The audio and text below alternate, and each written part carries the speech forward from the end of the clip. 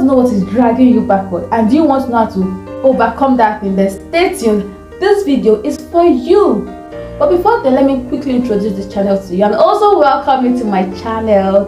This channel is a storytelling channel. So welcome to my YouTube channel. Good morning, good afternoon, good evening. Whatever time you're watching this video is for you. Okay? So in this channel, I tell stories pertaining to life. We answer questions pertaining to life.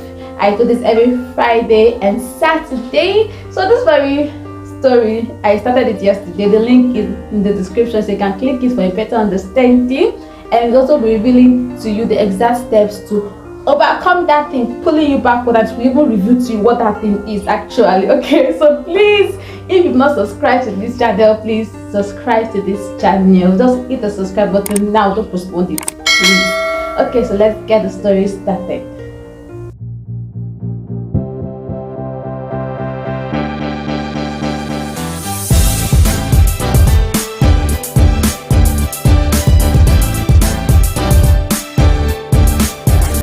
So I started the story yesterday about a beautiful lady named Cynthia. I'll do a quick recap about the story and continue today.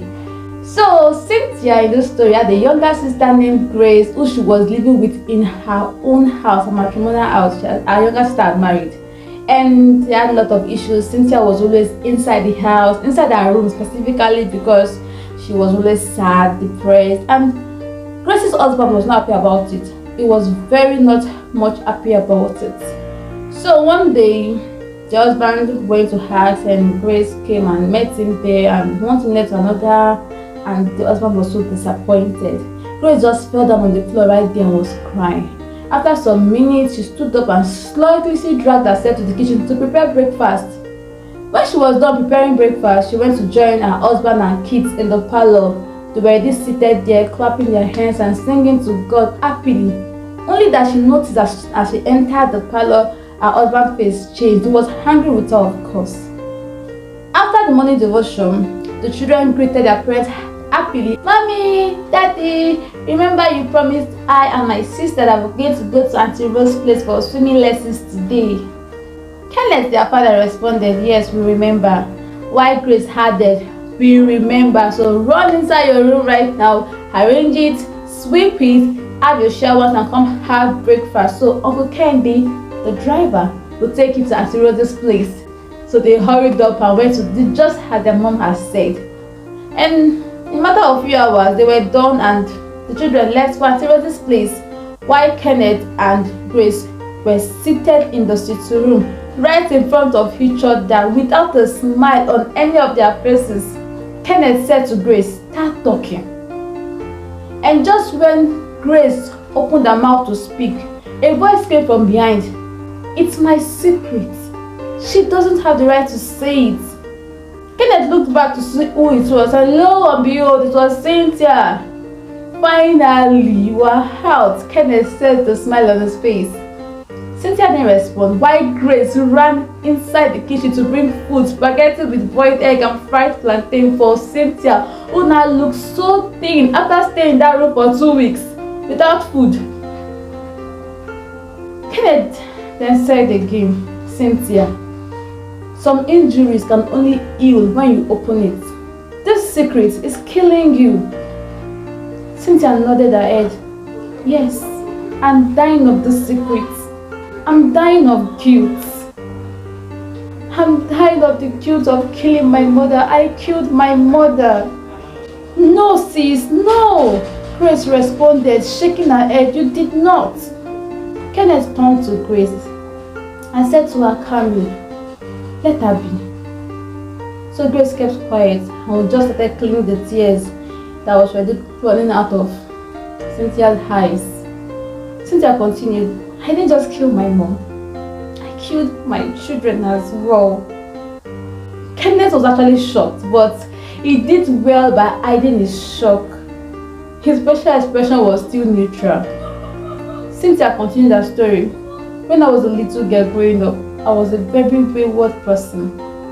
My mommy, the only parent I and my sister knew, begged me several times to stop living this kind of life, but I refused.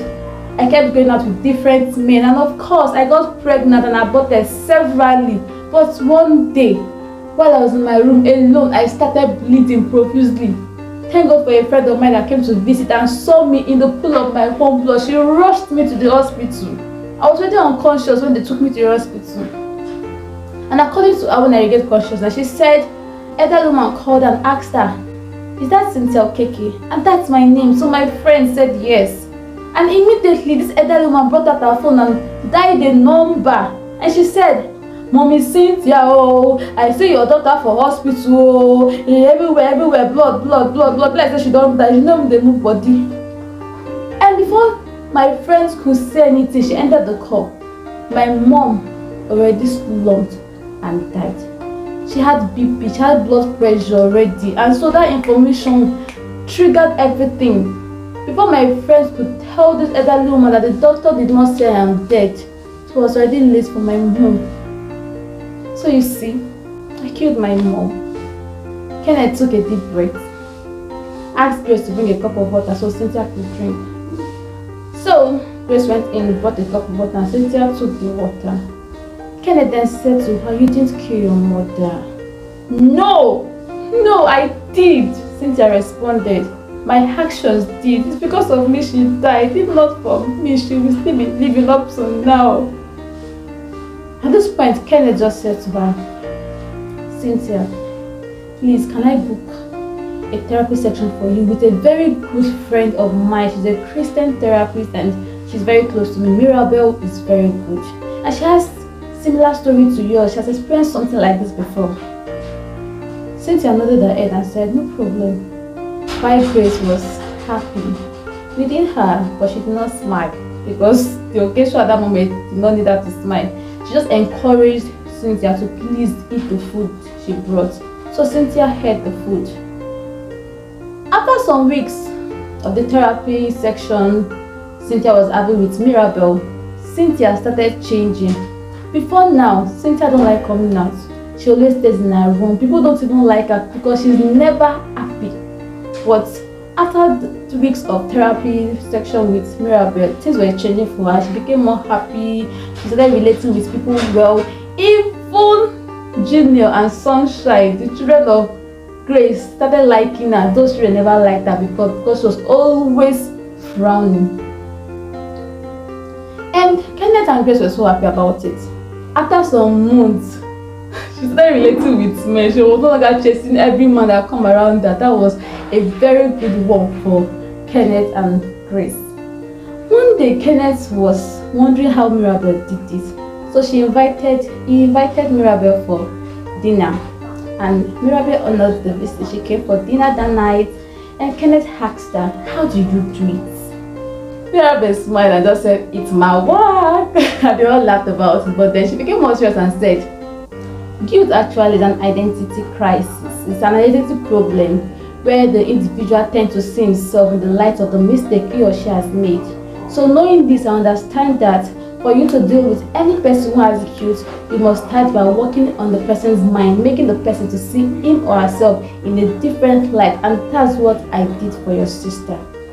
She already sought herself in the thought of her being a murderer because of what she did. So all I had to do is to show her who she really is from the world and make her begin to take actions intentionally that will align with who she really is.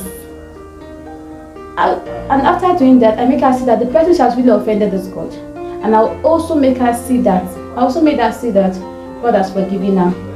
After this, I go on a self-forgiving journey with her. I hope that's what I call it actually. I just try to help her to forgive herself. I do this several ways. Yes, I do this several ways. And I tell her stories of people who have done worse than her. And I've recovered from it. I make her even meet with some of those people I've cancelled that have done worse than her. So things are getting better. I do this repeatedly. I do so many other things, but these are the major things I actually do. So that's it. And they were so happy hearing this thing. They started talking about other things, talking about how Cynthia has changed so much. And just when they were saying Cynthia stepped into the building, not just only her, she had a handsome looking man standing beside her, tall, fair complexion, straight legs, and the old the old people at that moment, that is Grace, Kenneth, and Mira, with us first. And look at those beautiful people walking in.